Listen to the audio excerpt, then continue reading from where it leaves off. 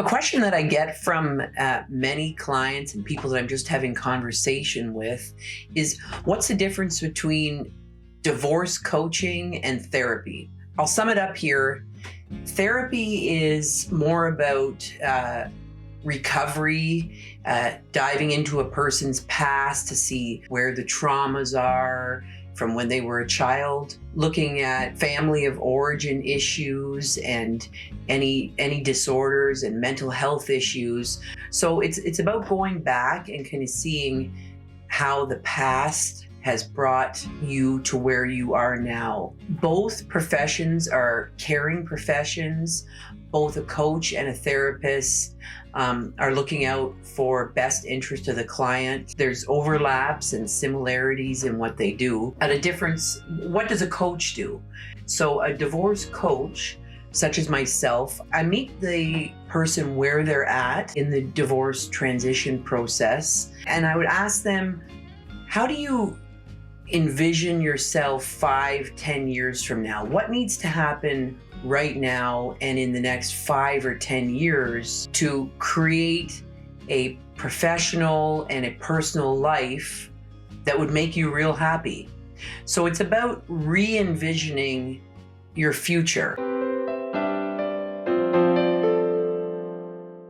Because we all have a vision of what our future looks like and may look like. But when you're transitioning through divorce, that changes. So now you need to take a step back and you need to re-envision how your future will look. Kids living with dad half the time or with the other parent half of the time, let's say.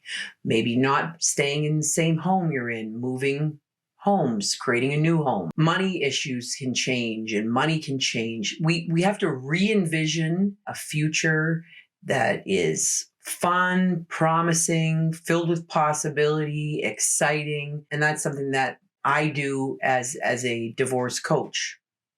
A coach will also help a client see where they are responsible for all of the problems in their life right now.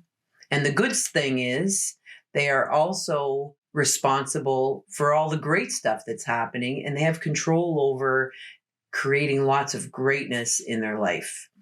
A coach is more about discovering.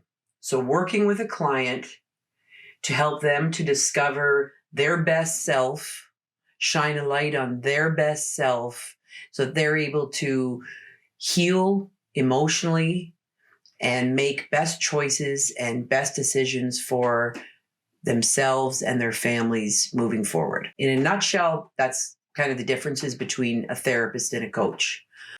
50% of first-time marriages end in divorce.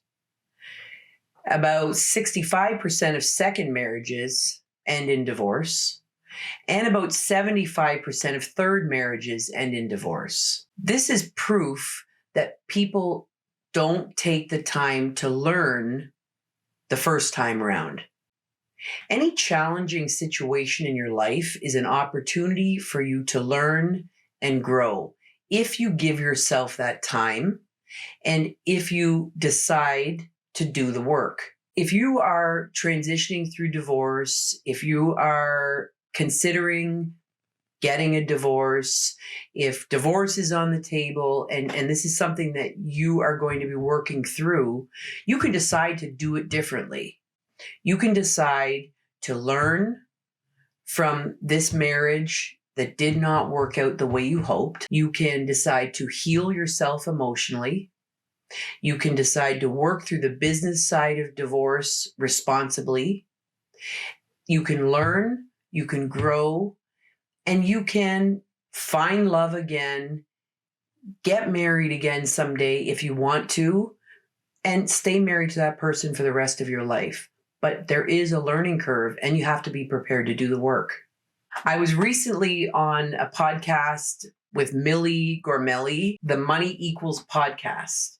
I'll put a link to the podcast below, and if you'd like to check it out, great.